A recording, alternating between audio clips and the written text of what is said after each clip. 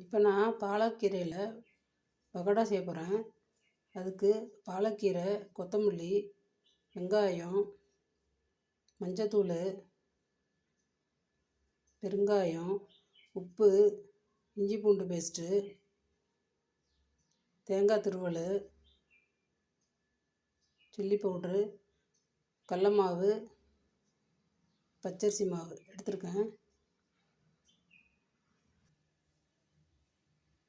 இப்போ நான் கடல மாவு,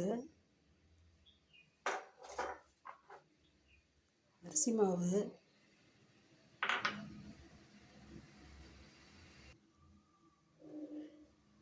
மஞ்சத்தூள்,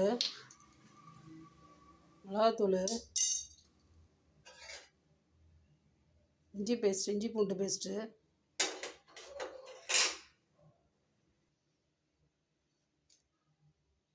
பெருங்காயத்தூள், துருவின தேங்காய், வெங்காயம்,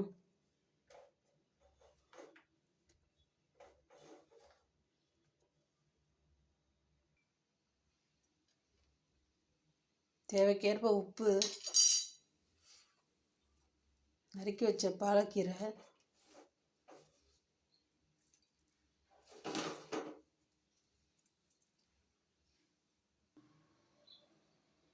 நறுக்கி வச்ச கொத்தமல்லி,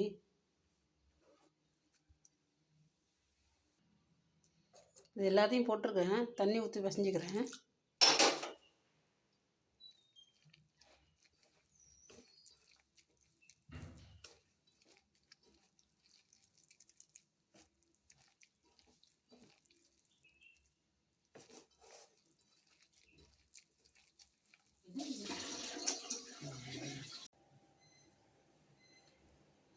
இப்போ எல்லாத்தையும் தண்ணி ஊற்றி பிசைஞ்சிருக்கேன் நல்லா. இப்போ பாருங்கள், பாலக்கீரை நல்லா வெந்து பகோடா நல்லா முருவலாக சூப்பராகிடுச்சு. இப்போ பாருங்கள், கிறிஸ்பியான பாலக்கீரை பகோடா ரெடி ஆகிடுச்சு. செஞ்சு பாருங்கள் நீங்களும். ரொம்ப சூப்பராக இருக்கும், நல்லாயிருக்கும். இந்த ரெசிபி பற்றி கமெண்ட் செக்ஷனில் மெசேஜ் பண்ணுங்கள் எனக்கு. என்னோடய சேனல் பிடிச்சிருந்தா சப்ஸ்கிரைப் பண்ணுங்கள், லைக் பண்ணுங்கள், ஷேர் பண்ணுங்கள். தேங்க்யூ.